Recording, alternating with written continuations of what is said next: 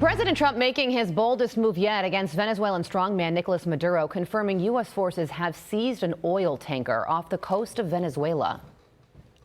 From the standpoint of news, as you probably know, we've just seized a tanker on the coast of Venezuela, large tanker, very large.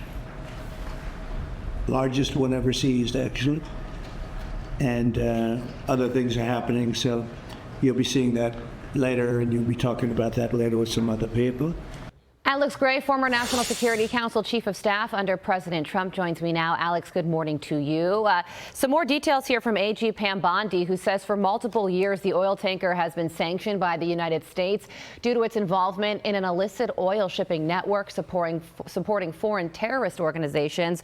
So what more do you know about this and why all of this went down yesterday? Well, Carly, it's hard to overstate how big of a deal this is, as the president alluded to. After years of allowing the Maduro regime to easily evade sanctions, which is the lifeblood, the oil money is the lifeblood of this repressive regime.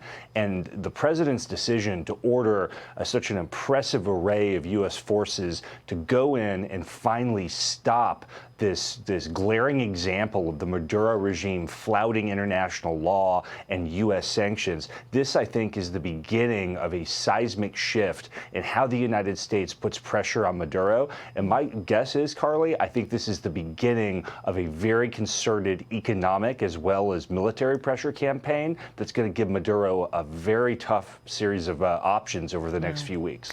Well, on that note, there's a National Review headline that reads, "What's Trump's end game on Venezuela? Combating drug trafficking, regime change, or both?" And as the Wall Street Journal editorial board puts it, the political cover for this intimidation campaign that Trump is fighting drug cartels. But the editorial board says you don't send 25% of the Navy's deployed warships, F-35 fighters, and thousands of Marines merely to blow up drug boats. So what is President Trump's end game when it comes to Venezuela?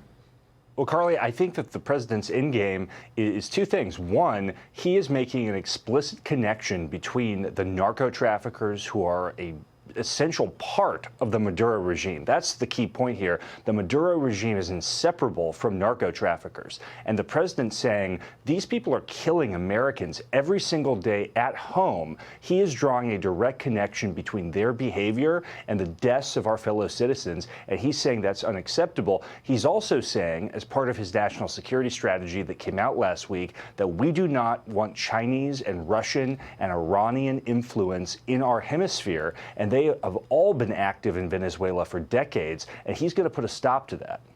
Well, you mentioned it there, Russia. Russian President Vladimir Putin and Nicolas Maduro are strategic partners. So should we or do we have a cohesive strategy when it comes to Venezuela and our stance on the Russia-Ukraine war? Well, I think, Carly, the president actually has an incredibly clear and crisp strategy, which is the Western Hemisphere is the central theater of our strategic focus, and making sure, and this has been American strategy for centuries, and we've only recently, under the Bush and Obama era, gotten away from it. Prioritize our hemisphere, keep Americans safe at home by preventing the bad guys from getting into our neighborhood and causing chaos and mayhem. And then you look at something like Ukraine, that is not a core American strategic interest. I know the president has a huge heart for Ukrainians who have suffered and lost their lives and their property in that awful war, but the president is prioritizing America's core interests first, and that means here at home in our own hemisphere. What did you think about President Trump this week calling Europe and some of our allies as weak and decaying and claiming they are destroying itself through immigration? Well, I think that you look at some of the nations in Eastern Europe under socialist governments, not all of Europe, but some of the nations of Western Europe, they have made a decision. Cultural decline and national decline and decay are decisions. They're choices.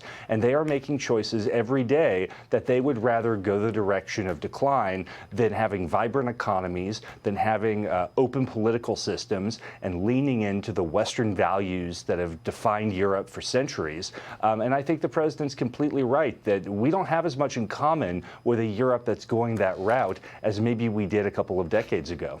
Alex Gray, former National Security Council Chief of Staff under President Trump, we thank you so much for your time. Have a great day. Thanks, Carly. I'm Steve Doocy. I'm Brian Kilmeade. And I'm Ainsley Earhart. And click here to subscribe to the Fox News YouTube page to catch our hottest interviews and most compelling analysis.